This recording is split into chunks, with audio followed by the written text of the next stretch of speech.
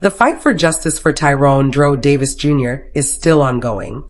This weekend, Chanae Jackson dropped an update that cuts through the noise and lays out exactly where things stand and where GPD failed. But it's what she did before this update that may be even more critical. An email sent to Gainesville Police Department's chief, captain, and lieutenant. An email that spells out in no uncertain terms why their accident ruling is unsupported by evidence, why key investigative steps were never taken, and why the family is demanding accountability. Let's break down what we now know. The injuries do not match a jump from a moving vehicle. A Florida Highway Patrol expert confirmed it. Jumping from a car at 25 miles per hour is equivalent to falling from a second-story building. Your body propels forward, tumbling, hitting multiple surfaces. You'd have road rash, scrapes on knees, arms, face. Tyrone had none of that. His white tank top was clean. The only injuries were multiple blunt force trauma to the back of his head and slight scratches on his shoulder, consistent with being struck, not falling. That alone should have triggered a full criminal investigation. It didn't. GPD told the family they didn't pull the event data recorder, the black box, because they didn't think it was traffic related. Yet Lulu's statement claimed a man jumped out of a moving car. That is traffic related. The EDR would have shown speed, braking, erratic driving. It could have confirmed or disproved her story. Instead, they only pulled the infotainment system, apps, and GPS. They didn't get the data that could have answered the most basic questions. And now, the longer they wait, the more likely that data is overwritten. The failure to obtain this data undermines the integrity of any conclusions drawn. Even in the initial dispatch recordings, Lulu's story shifted. In the same communications, she first said Tyrone asked to get out. Then she said he jumped going 25 to 30 miles per hour because he was upset about his daughter. Two versions, minutes apart. A highway patrol expert stated a 25 mph jump would cause widespread injuries. Since none existed, the narrative is impossible. Yet GPD never questioned it. They never pulled the black box. They never treated the scene as potential criminal. They closed the case as accident. The email makes 3 immediate requests. Clarify whether the case is open or closed. GPD has given conflicting statements. Release all responsive public records, or provide a legally sufficient reason for withholding them. Hold a joint public press conference on March 28th to answer questions and restore transparency. Chanae's update also clarifies why a lawyer isn't handling this. A wrongful death attorney charges $1,000 an hour and pursues damages, but if Lulu has no money, it doesn't help the family. Instead, they're using experts, advocates, and public pressure to force a proper investigation. We've been told this was an accident. Now we have an independent expert saying the injury profile doesn't support it. We have GPD admitting they didn't pull critical data. We have Lulu's story changing at the scene. And we have a family still fighting for answers. GPD had one job, investigate. They failed. Now the family is doing the work themselves. Will the police department finally step up? Will they release the records, explain their failures, and admit the case was mishandled? Or will they continue to hide behind active investigation excuses while the case grows colder? The truth is out there, but it will take pressure to uncover it. This is True Crime Unraveled. Share this video. Demand transparency. And if you want to stay informed on this case and others, follow us on YouTube, Facebook, and Instagram.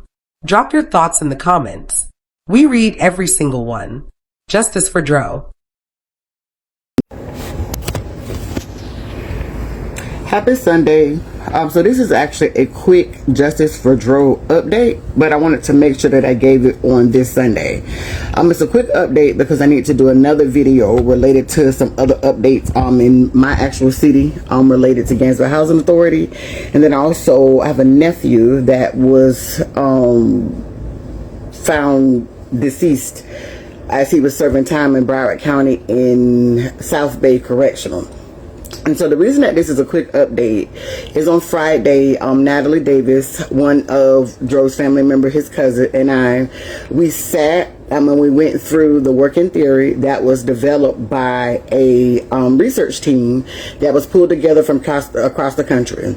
We were very deliberate to lay out the credentials of the research team, and not just the credentials, but like their education, their years of experience in forensics, autopsies, healthcare, all the things, utilizing all of the evidence that has been readily available, that's been forward facing, all of the information across social media, any of the stuff that's already been gathered related to public records.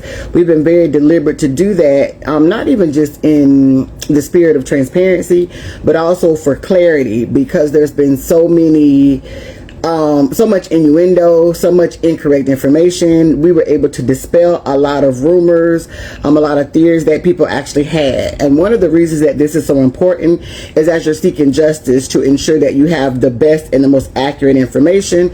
We can also understand what the breakdown in communications. Joe's aunt, Natasha, actually put up a post. It's about 13 words. I mean, it literally said that he was found to have multiple blunt force trauma to the back of the head, which is absolutely correct. That is the finding of the medical examiner. Under that post, there were quite a few people that came under the post and stated that they said that it was other people in the car, which was something that was actually disproven with very extensive information and very detailed information on how that was disproven. There were other people that stated that with Lulu's car, it has a safety mechanism, and so he would not have been able to actually open the door while the vehicle was moving at 25-30 miles per hour. So the other things. So there were so many things that were stated under there. So I wanted to come and actually clarify a few of those actual points. I know some people are stating, hey, y'all are saying the same thing over and over. We are. But we're taking the time to do that to ensure that you still have the most accurate information, so that anyone who does not, it's made very clear that they don't have accurate information because they don't want accurate information. And so one person up under there, because I was like, well, this just makes no sense. We took the time to lay this out. And they was like, well, it's not like you're a celebrity and people will know. So I'm going to state to you all, like I stated to that person, the Aunt Natasha who actually did that post, she tagged the same people in that post that she tagged in the previous two posts. The post right below that one was a post who did a synopsis of all of the information that myself and Natalie laid out. And then the post right up under that post was the actual live video that broke everything down. I want people to take ownership. So don't say, well, oh, this just came across my timeline.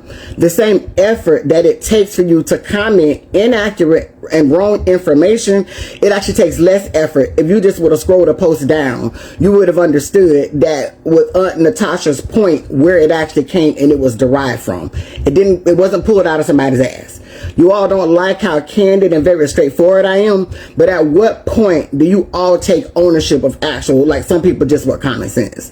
And I get that there is, at some point, you want to be correct. We all want answers. Like, if it was that easy, that wouldn't be necessary for this level of advocacy and for people to put in so much effort. Public records requests are expensive. They're time consuming. Sitting and conducting meetings, like, there's a lot that goes into this. And so that's one of the reasons too that I'm taking the time to ensure people are educated on what happens, so that people can not only just depend on me, but be very clear that you can do advocacy in your own life and with your people. And then also the people in positions of power can't just sell you anything. And so what happened was, in the interim of this, I called in a favor with someone that actually is a Florida highway patrolman who has been a highway patrolman for quite some time. And what we did is I gave them the information, because we're still waiting on public records requests from Florida Department of Transportation. But what I gave them was the make and model of Lulu's vehicle, and her statement that she stated that Dro jumped out of the vehicle going 25 to 30 miles per hour. The first thing that he did state is the front doors will open while the vehicle is actually moving, and the reason for that is it is a safety feature, but it's a safety feature for you to be able to get out of the vehicle in case that there is like a wreck or something like that, so you're not trapped in it. That does not work for the back doors because you do have child safety mechanisms, but for the front door, yes, the vehicle can open. But they also stated that if he were to jump out of a moving vehicle going 25 miles per hour, that is the equivalent of jumping 20 to 25 feet. And the way that you measure somebody jumping from somewhere 20 to 25 feet is saying that they jump out of a second-story building. And what they also stated is there's this thing called inertia, which inertia is that whatever direction you're going, your body's going to propel that way. So it means if he would have opened the door and jumped out of the vehicle as it was going 25 miles per hour, he would have actually propelled forward, which means, yes, he could have gotten multiple blunt force trauma, but it would have been not only to the back of the head, it would have been all over his head and body. He would have actually rolled, he would have lost his balance, he would have tumbled, and then hit multiple parts of his body, including his knees, legs, the side of his body, and some parts of his face. So therefore, he would have had additional injuries. This is important because the only injuries that he actually had was the injury to the back of his head and some very slight scratches on the shoulder where it looks like he was in an altercation. So I wanted to, hello there. So I wanted to make sure to clarify for people, the vehicle was not going 25 to 30 miles per hour.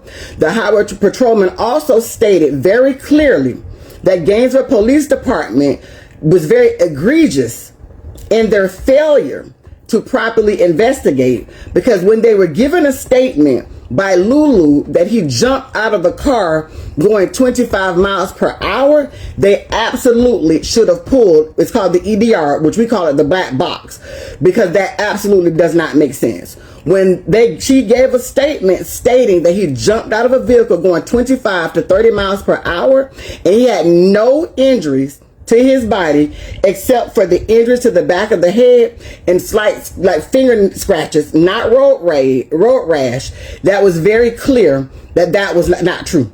And so the question would be, why did you not tell the truth and lied and stated that he jumped out of a vehicle? It is also very clear because other people up under the post yesterday stated, well, oh, with multiple blunt force trauma to the head, he could have gotten hit by a car. He did not get hit by a car. The neurosurgeon at the hospital was already very clear that his injuries did not match anyone getting hit by a car. Further clarified by the research team, further clarified by the highway patrolman that I actually stated, the injuries that he had from multiple blunt force trauma to the head looks like he was hit with a very hard object, which was possibly the butt of a gun. And it is clear that with those injuries, it happened after he left Papa John's. It happened very quickly before they actually got to where he actually was found. Additionally, if the vehicle were going 25 miles per hour, it would be impossible for him to jump out of the vehicle with the pizza in the wings. It would be more inclined to believe that if he asked to get out of the vehicle, he might have stepped out of the vehicle with the pizza in the actual wings. And so it lays credence to that because he was hit in the back of the head, it caused what's called a neurological storm. So he started to lose neurological function actually very clearly. So this is not innuendo. This is not accusations. This is actually what the facts actually state. And the fact is that there was a failure by Gainesville Police Department to properly investigate, because when they were told that the vehicle was going 25 to 30 miles per hour and his injuries don't match that, it was virtually impossible. The highway patrolman also stated that the longer that they wait in order to pull the EDR, the more likely it is to be overwritten and not to be able to get that data, but that a reconstruction can still be done with the actual injuries, where they can actually still reconstruct how he was found and when he actually got out of the car, if he walked out, and what took place. So although it's a slower process, all is actually not lost. So I wanted to share this because it is clear that so many people are unaware and how much GPD should be ashamed. And mind you, the initial officers at the scene are supposed to be traffic police officers. So traffic is supposed to be their specialty. So they should have been very clear. We've stated to you all on Friday, which was also very clear when the research team actually caught it, on the 911 call, when you can hear not even the call, when you can hear dispatch and communications going backwards and forth, that the first statement was that he asked to get out of the car, and he got out of the car. And then the second statement, all in the same communications, was that the vehicle was going. So her story actually changed all in the same communication. And then not only that, when it changed, she stated that he jumped out of the car with it going 25 to 30 miles per hour because he was upset about his daughter, which is not true. So it is true, her initial statement, that he asked to get out of the vehicle. So my deal is not that everything that she said wasn't true. The question should be, why did the story change? So we're not asking questions that are unreasonable. We're not trying to give her a hard time. No one ever made, the family didn't, other people have, false allegations. These are the factual components of the matter. And the more information that we get, the more clear it becomes that what took place happened between Papa John's and right there at that actual overpass. So I wanted to take a moment to very slowly walk you all through it again and to clarify exactly what took place. And while multiple blunt force trauma to the head can be caused by a multitude of things, and yes, it can be caused by being hit by a car or jumping out of a vehicle, in this case, it does not apply because the totality of his other injuries will show other things. His white tank top was completely clean. He had no other injuries that would support being hit by a vehicle or jumping out of a car, like road rage or injuries to his arms, legs, or any other thing. So I hope this actually helps. And again, if you were hit by another vehicle, there would be more than just the concentrated injuries to the back of the head. So for what is clear and possible is that he got hit in the back of the head with something hard that people believe is a gun, and that's the experts, not just me talking. And that when he got out and when he fell, he hit his head again a second time. But the first hit is what caused the neurological storm.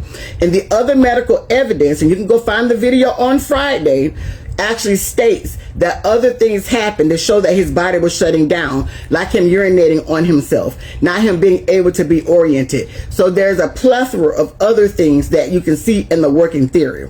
And I want to be helpful with this.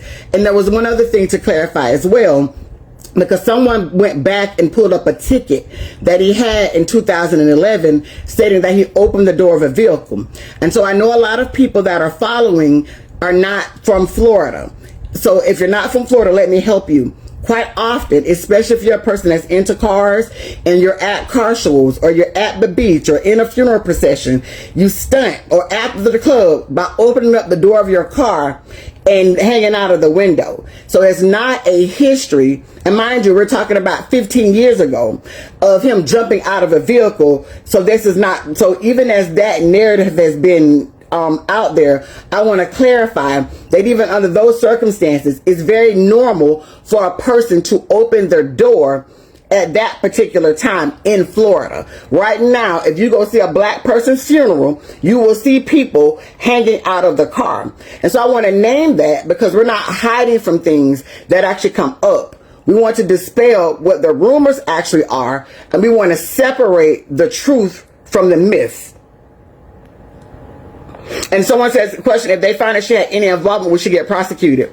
That is what we're actually trying to get to the bottom of. And so the issue is with this incorrect and improper investigation, there's critical information that was not gathered and has not been gathered. I want to be very transparent and state I'm the crash out girlfriend. So I can actually see a scenario where they got into it and she crashed out and didn't anticipate on actually harming him in the way that she did. I'm not stating that's what happened. At this statement, I'm stating I could see that happening because I know I can be the crash out girlfriend. But what I'm stating is at a moment when this took place, the behaviors were very, very questionable, and they have been to this point. And what I'm stating is you have a lot of people that are so chaos, which has been very beneficial to her. And so by everybody coming up with these different narratives, no one is actually focused on what has actually happened. And so the fact that the narratives have shifted, where there's been so many different people that people have been looking at, it just does not make sense when the timeline actually got reconstructed, when what happened actually got reconstructed, when it's clear that there were actually failures, multiple failures with Gainesville's police department. And Gainesville Police Department is aware that there are multiple failures because literally this happened December the 27th and it is March 22nd. And we still don't have the records that we requested.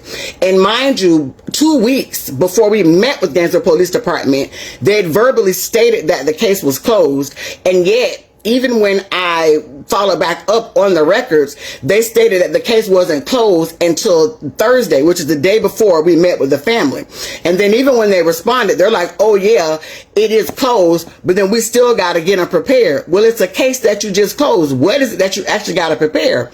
In the meeting, they stated that they need to redact it. What are you redacting?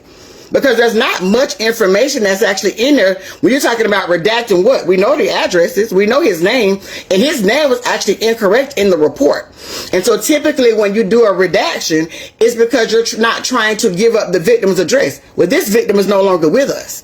When you do a redaction, you're trying to get rid of socials. I don't think any of that is in there. So what is it that we're taking our time in order to be able to provide?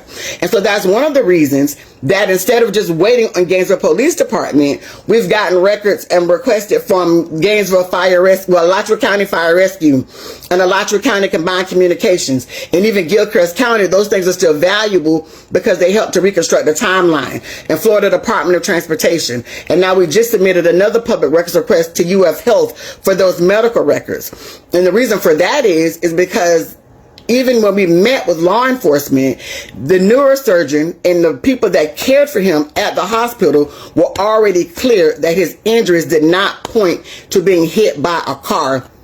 It did not point to jumping from a vehicle. And so the captain that we met with, which was Captain Hallett, she got very defensive and stated, well, the hospital are not the experts to do the investigation. And as the family and myself stated, exactly. They're not the experts, but from their field of expertise, if his injuries don't match, that's all the more reason you all should have done a better investigation.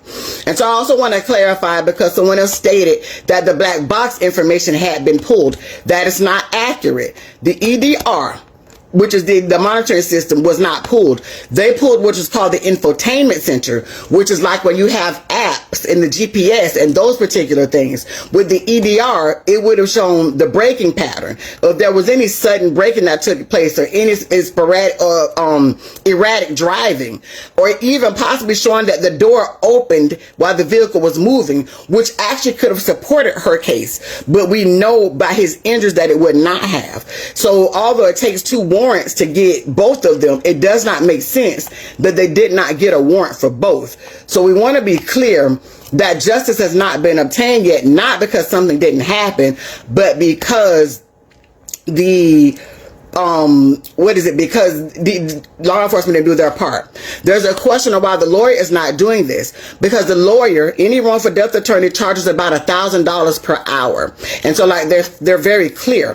The purpose of a wrongful death attorney is to get the family monetary damages. So with monetary damages, if Lulu doesn't have a bunch of money, that is not of benefit to the family.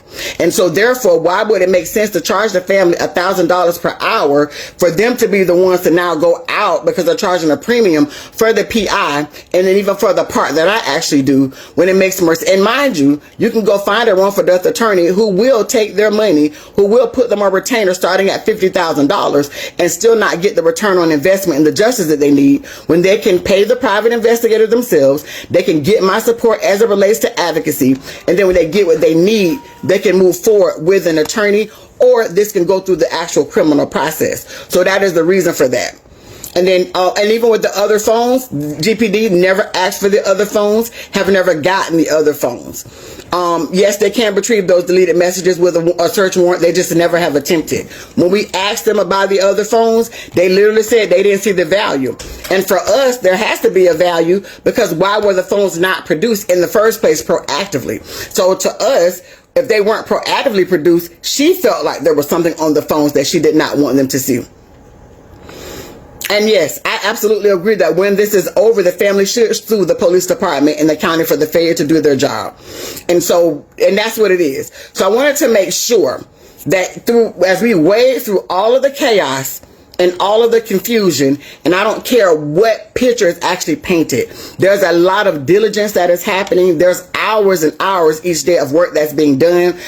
There's lots of follow-up. There's records requests coming from everywhere. All of those things still have to be actually sifted through. I will state we are definitely getting closer. Even with the research team, as we stated the other night, they're in about phase 7 out of 10 phases. And so that is actually, what it is. I want to speak very deliberately because it's been very clear that people want to take things and spin it to make it be what they want it to be. And that's just not the actual case. We're just at the moment where the family always has been. They want to know what happened, and we just want a thorough investigation done and for the truth to happen. And so that is actually where we are. You can go to the phone company to retrieve that, but the phone company has already been clear that they will actually need a warrant for his actual phones because no one else was the owner. And so that's it. So I wanted to leave you all with that, with those particular things. As we see other things that people are stating because they haven't listened to the video that Natalie and I did on Friday, or just as other things actually come up, and as we get additional information to clarify things for you, we will make sure to share those things so that you are aware of what's happening. If we get some information and it is in direct opposition to what we presented, we will go back and we will state this is an opposition of that. Our goal is to ensure that you are aware of what's happening, why it's happening, how things have been landed, and how we got to actually where we are.